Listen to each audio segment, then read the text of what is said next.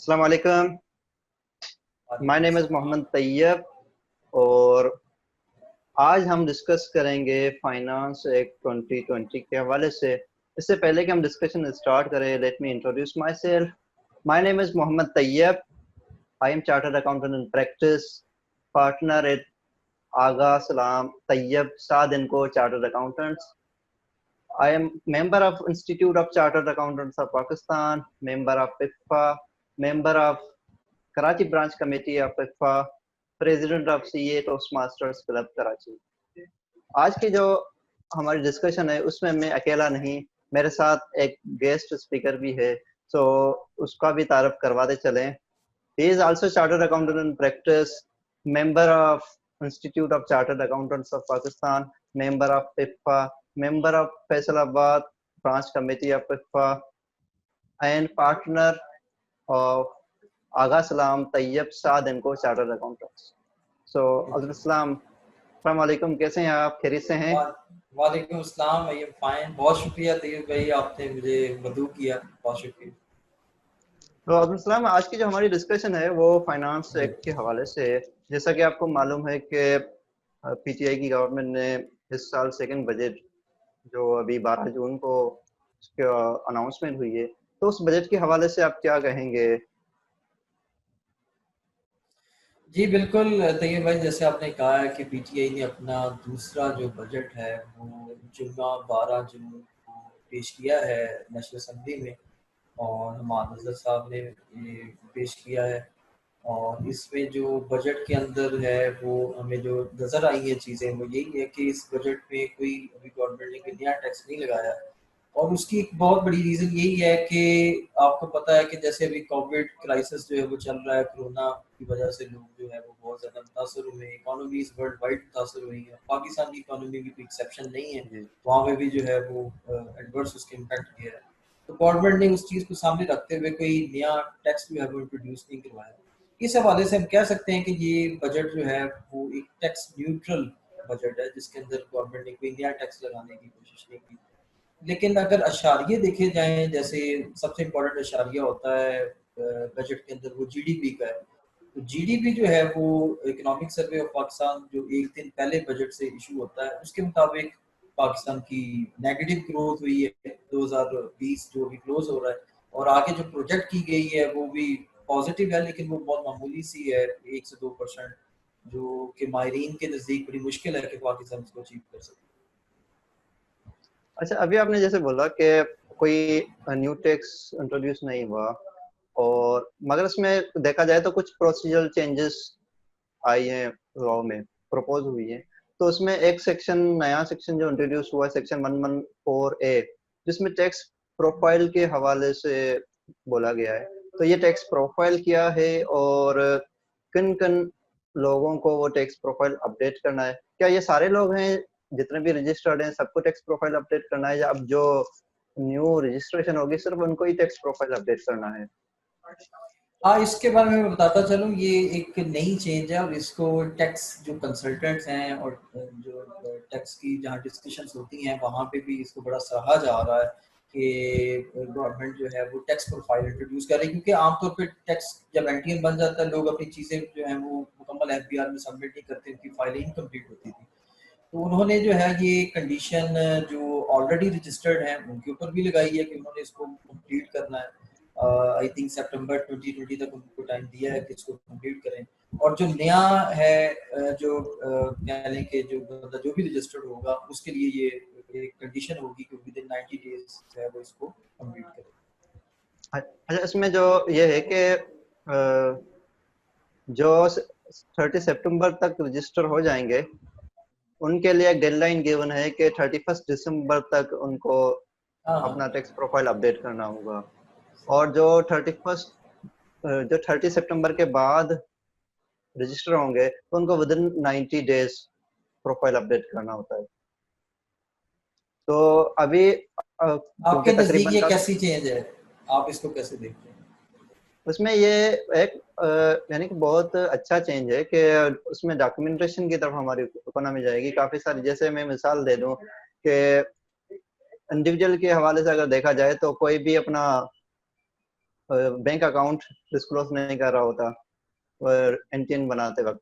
तो अब जब प्रोफाइल बन गया उसमें उनको बैंक अकाउंट भी डिस्क्लोज करना होगा, उनको यूटिलिटी कनेक्शन भी सारे डिस्क्लोज करने हो रहे होंगे, उनका अपना बिजनेस एड्रेस या जो भी एड्रेस होगा वो भी प्रॉपर उनको टैक्स प्रोफाइल में अपडेट करना होगा। तो उसमें जो मेन जो गवर्नमेंट का जो मुझे इंटेंशन नजर आ रहा है वो डॉक्यूमेंटेशन की तरफ भी आ रहा है कि इससे हमारी डॉक्यूमेंटेशन अच्छी रहेगी। यानी ये अच्छा कि एक डॉक्यूमेंटेशन का मैयर है। जी जी। अच्छा अच्छा। इसके अलावा और भी चेंजेस हैं, जैसे पहले एक कॉन्सेप्ट था डीम्ड असेसमेंट का कि जब हम इनकम टैक्स रिटर्न बिल्कुल। फाइल करते थे तो उसी टाइम पे असेसमेंट ऑर्डर आ जाता था। मगर अभी जो प्रपोज हुआ है उसमें कंडीशन लगाई हुई है कि 6 महीने का 6 मंथ्स का टाइम होगा, उसमें जो है वो सिस्टम जो है वो रिटर्न को असेस कर रहा होगा, यानी कि उसमें क्लेरिकल या कंप्यूटेशनल एरर्स हैं उनको हाईलाइट करेगा। तो आपको क्या लगता है कि अभी जो डीम्ड असेसमेंट वाला फॉरेन असेसमेंट हो जाती थी रिटर्न फाइलिंग के टाइम पे ऑर्डर आ जाता था, तो वो क्या अब 6 महीने बाद वो ऑर्डर आएगा, क्या होगा? डीम्ड जब 6 महीने कंप्लीट हो गए तभी डीम्ड असेसमेंट कहलाएगी?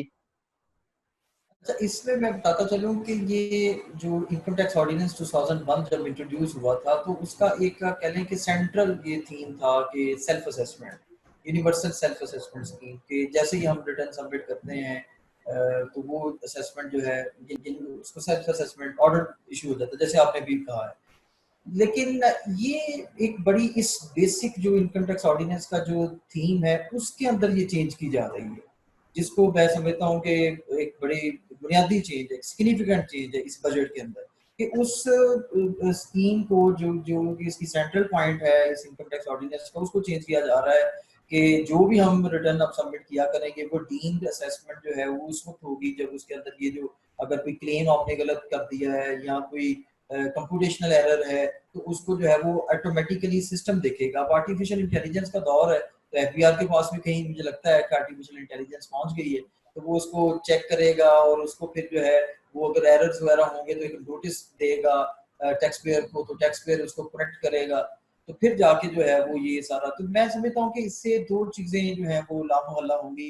जैसे भी आपने भी कहा कि 6 माह तक जो है वो एक अब ये वाजे किया जाएगा रूल्स के अंदर भी, और आगे जैसे जैसे ये चेंजेस मंजूर होंगी कि क्या मैकेनिज्म होगा इसका, और ये जो असेसमेंट जब होगी उससे लेकर तो 6 माह तक का जो दौरानिया है उसमें जो असेसमेंट है इसको क्या तस्वर करेंगे, यानी ये एक क्वेश्चन है।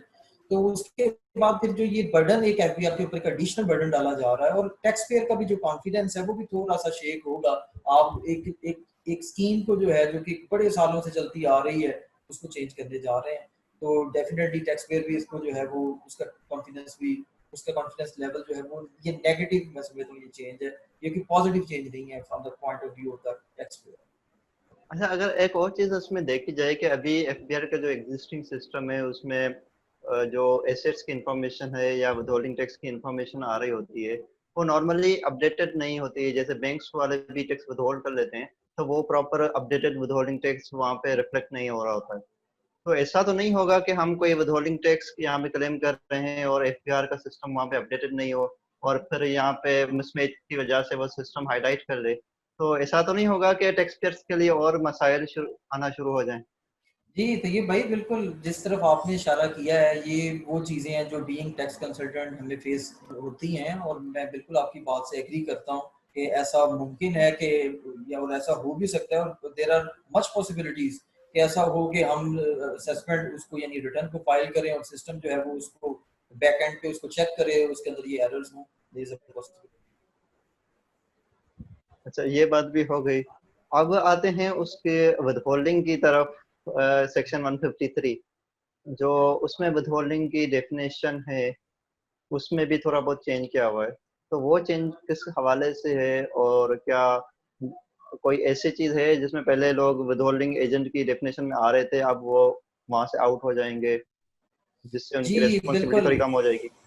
आपने बहुत अच्छा किया, हमारे जो नाजरीन हैं उनकी और जो सुनने वाले हैं उनकी ये के लिए बड़ी इंपॉर्टेंट चीज़ है कि सेक्शन 153 जो है ये बेसिकली एक बड़ी इंपॉर्टेंट सेक्शन है जिसके अंदर गुड्स और सर्विसेज की विद होल्डिंग जो है ये उसकी सेक्शन है बेसिकली। उसके अंदर जो एक अच्छी चेंज है जिसको आपसे भी मैं उसके बारे में कमेंट लूंगा कि आपके नजरिए के मुताबिक क्या है। मेरे हिसाब से अच्छी चेंज ये है कि इंडिविजुअल और एओपी उसकी जो लिमिट है उसको उन्होंने बढ़ा दिया है, यानी 100 मिलियन कर दिया है 10 करोड़। पहले वो जो थी वो 50 मिलियन थी, तो अब वो जो बंदा भी 100 मिलियन का जो टर्नओवर साल का करेगा वो प्रेस्क्राइब पर्सन यानी विद होल्डिंग एजेंट होगा। मेरे हिसाब से ये एक अच्छी चेंज है। लेकिन इसके साथ जो है ना, मैं ये मेरी एक तजवीज़ है कि जो कंपनी है private limited company, small size companies जो होती हैं उनको भी इस तरीके की रिलैक्सेशन देनी चाहिए। कंपनी प्राइवेट लिमिटेड कंपनी के लिए ऐसा कोई नहीं है। जो छोटी कंपनीज होती हैं जिनका शेयर कैपिटल लाख 2 लाख होता है उनको भी ऐसा देनी चाहिए। आप इसमें बारे में थोड़ा सा हमारे नाज़रीन को। अच्छा, इसमें एक और भी चेंज है। जैसे अब इंडिविजुअल और एओपी कंडीशन है कि उनका 50 मिलियन टर्नओवर था तो वो विदहोल्डिंग एजेंट थे, मगर वो कंडीशन तब अप्लाई होती थी जब वो सेल टैक्स एक्ट में रजिस्टर नहीं था। अगर वो सेल टैक्स एक्ट में रजिस्टर हो जाते तो वो वाली कंडीशन अप्लाई नहीं हो रही थी। मगर अब सेल टैक्स एक्ट में भी जो रजिस्टर्ड है उनके लिए भी वही 100 मिलियन टर्नओवर की लिमिट लगा दी है कि जो पहले सिर्फ सेल टैक्स में रजिस्टर होने की वजह से विदहोल्डिंग एजेंट बन जाते थे, अब वो जब उनका टर्नओवर जो 100 मिलियन तक पहुंचेगा तभी वो विदहोल्डिंग एजेंट बनेंगे। अच्छा, इसके अलावा एक और जो बिजनेस इनकम की कैलकुलेशन में एक चैलेंज आता था काफी सारे बिजनेसमैन को, कि क्योंकि जो छोटे छोटे एक्सपेंसेस होते हैं वो थ्रू कैश कंपनी करना चाह रही है, जो बिजनेसमैन होता है वो कैश करना चाहता है, तो उनकी लिमिट बहुत छोटी थी। यानी कि सैलरी का देखा जाए तो 15,000 थी, अब उसकी लिमिट बढ़ा दी गई है। इसके अलावा जो कैश एक्सपेंस अलाउ होता है, एग्रीगेट अमाउंट अगर पूरे साल में किसी सिंगल अकाउंट का 50,000 तक पहुंच जाता है तो उसके लिए भी जरूरी था वो थ्रू क्रॉस चेक पेमेंट होनी चाहिए। तो उसमें क्या चेंजेस हैं आप नाजरीन को बताना चाहेंगे? बिल्कुल, आपने जैसे कहा ना ये एक चैलेंज होता था, और बिल्कुल ये चैलेंज है कि जिसमें एक्सपेंसेस जो हैं उसकी डॉक्यूमेंटेशन भी आपको पता है कि ये एक बड़ा टॉपिक है इनकम टैक्स ऑर्डिनेंस में। तो इन्फ्लेशन चूंकि पाकिस्तान में डबल डिजिट में भी रहा है पिछले सालों में, तो अब उसको सामने रख के गवर्नमेंट ने एक रिलीफ दिया है कि कैश के अंदर कुछ एक्सपेंसेस जो हैं उसकी लिमिट भी इंक्रीज है। फॉर एग्जाम्पल एक सिंगल हेड जो है जैसे ट्रैवलिंग इनकन्वीनियंस है तो वो 50,000 की लिमिट लेट से थी, अब उसको जो है बढ़ा के 250,000 2.5 लाख के ऊपर ले गए हैं। और कोई एक इंडिविजुअल एक्सपेंस की एंट्री जो है उसको 15,000 से बढ़ा के 25,000 के ऊपर ले गए। इसी तरीके से कंपनीज जो है वो अपने एम्प्लॉइज को जो सैलरी है वो कैश में 15,000 तक दे सकते थे, 25,000 तक अलाउड एक्सपेंस है। तो ये कुछ आइंद है एक तरीके से। अच्छा, इससे सेक्शन में एक और भी चेंज हुआ है। इससे मिलता जुलता चेंज लास्ट ईयर भी सेल टैक्स में गया था कि अनरजिस्टर्ड अगर रजिस्टर्ड पर्सन अनरजिस्टर्ड को सेल करता है तो कुछ कंडीशन को हटा के उसका इनपुट टैक्स डिसअलाउ हो जाता था। और जी अभी यही चीज यहाँ पे भी लाए हैं कि अगर कोई अनरजिस्टर्ड पार्टी को सेल करेगा तो उनका जो है वो इनकम टैक्स के अंदर उसके एक्सपेंडिचर भी डिसअलाउ हो जाएंगे सेल्स के एट्रीब्यूटेबल। You are right. इसमें ये है कि तैयब भाई जैसे ये पीछे उन्होंने एक निकाला था income tax 2019 second amendment ordinance, तो उसके अंदर जो था वो ये चेंज लेकर आए थे जो भी आप बात कर रहे हैं। अब उन्होंने बाकायदा जो ये बजट अनाउंस किया है उसके अंदर उन्होंने उसको इनकम टैक्स में भी डाल दिया है कि इनकम टैक्स में यानी कोई भी जो रजिस्टर्ड जो इंडस्ट्रियल अंडरटेकिंग है वो अगर किसी अनरजिस्टर्ड पर्सन जो सेल टैक्स में अनरजिस्टर्ड है उसको जो है वो 100 मिलियन की टर्नओवर कर देती है साल के अंदर, तो उसका जो एक्सपेंस है वो डिसअलाउ हो जाएगा प्रोपोर्शनेटली। जो उसकी टोटल टर्नओवर होगी उसके साथ जो है वो उसको प्रोपोर्शनेट उसको कैलकुलेट किया जाएगा एक्सपेंसेस को, और उतने वो डिसअलाउ हो जाएंगे। इसके बारे में मैं थोड़ा सा तबसरा करना चाहता हूँ। मेरी जो इसमें जो ओपिनियन है वो ये है कि ये जो रजिस्टर्ड पर्सन है उसको एक तरीके से एक पेनलाइज किया जा रहा है, उसको सजा दी जा रही है कि आप एक अनरजिस्टर्ड बंदे से चूंकि काम कर। पाकिस्तान में चूंकि ये टैक्स नेट को टैक्स बेस को बढ़ाना ये रजिस्टर्ड बंदे का काम नहीं है। ये हाँ वो कह सकता है, हर शहरी को कहना चाहिए, हम कंसल्टेंट है हम लोग भी कहते हैं लोगों को कि आप लोग टैक्स नेट में आए और टैक्स रिटर्न सबमिट करें, लेकिन एक रजिस्टर्ड बंदे को ये पेनल्टी देना लगाना कि वो अनरजिस्टर्ड बंदे से चूंकि सेल कर रहा है लिहाजा उसके एक्सपेंसेस डिसअलाउ हो जाए, तो मैं समझता हूँ ये उस रजिस्टर्ड बंदे की परेशानी में इजाफा होगा, उसकी जैसे बाकी परेशानियां हैं तो वैसे ये भी एक परेशानी है। इस पे गवर्नमेंट और एफबीआर का रोल इम्पोर्टेंट है कि वो खुद से क्या कर रहे हैं टैक्स नेट को बढ़ाने के लिए। हाँ, अगर पिछले सालों से देखा जाए तो जी ऐसा लग रहा है कि सिर्फ रजिस्टर्ड पर्सन के ऊपर ही बर्डन बढ़ाया जा रहा है, उनको ही सिर्फ नोटिस भेजे जा रहे हैं, बजाय इसके कि जो अनरजिस्टर्ड पर्सन है उनको टारगेट किया जाए। अब यही देखा जाए तो विद होल्डिंग टैक्स में भी रजिस्टर्ड पर्सन को रिस्पॉन्सिबल बनाया जाता है कि आप टैक्स विद होल्ड करो, अगर वो सामने वाली पार्टी रजिस्टर्ड नहीं है तो उसका टैक्स जो है वो डबल हो जाता है, जैसे वो इनएक्टिव टैक्स पेयर्स होते हैं। तो ये सिर्फ बर्डन बढ़ाया जा रहा है। बटन एफबीआर को रह जा रहे उस तरफ भी देखना चाहिए कि जो अनरजिस्टर्ड पर्सन है उनको भी टारगेट किया जाए और उनसे भी उनको भी रजिस्टर किया जाए।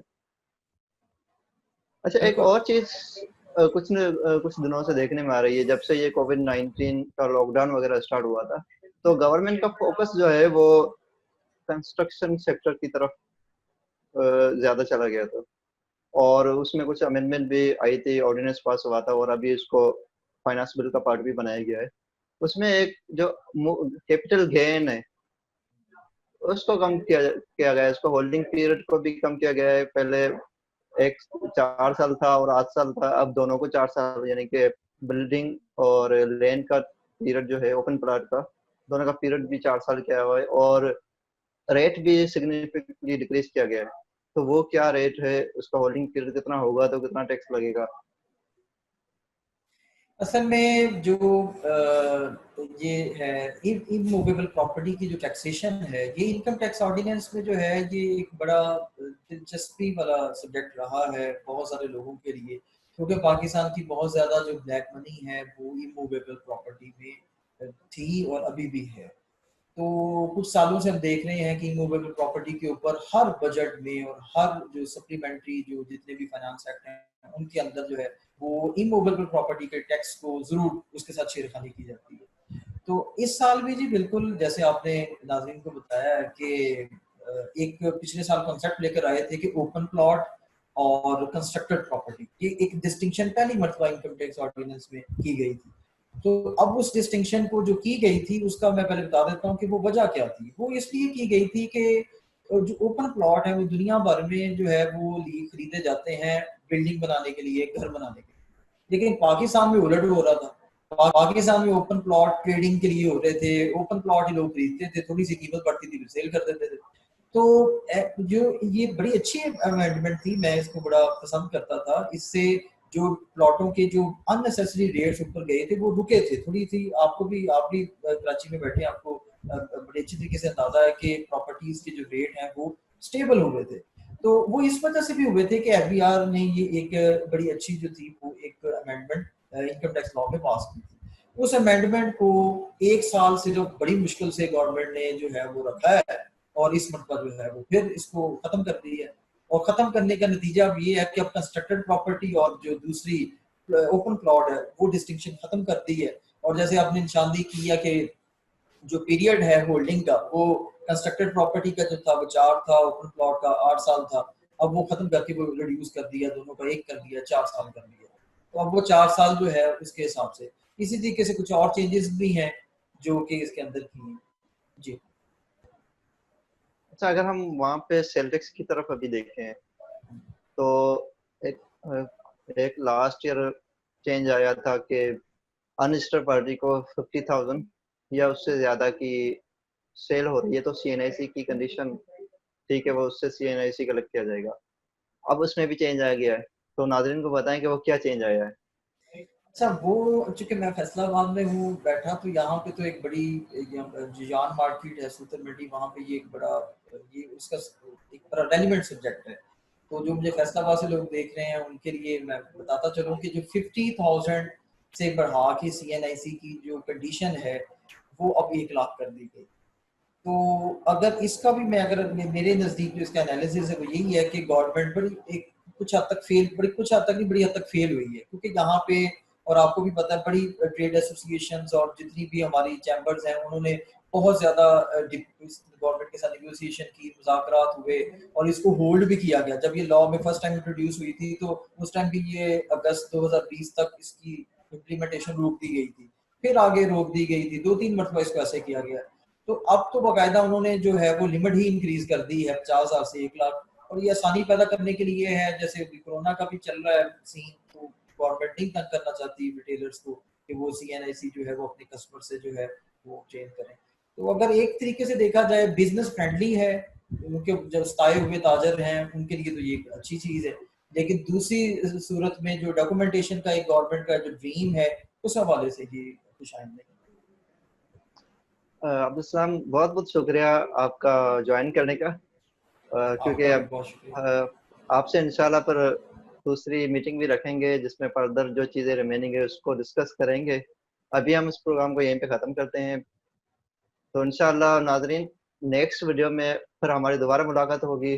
तब तक अपना ख्याल रखिएगा। अस्सलामु अलैकुम व रहमतुल्लाहि व बरकातहू।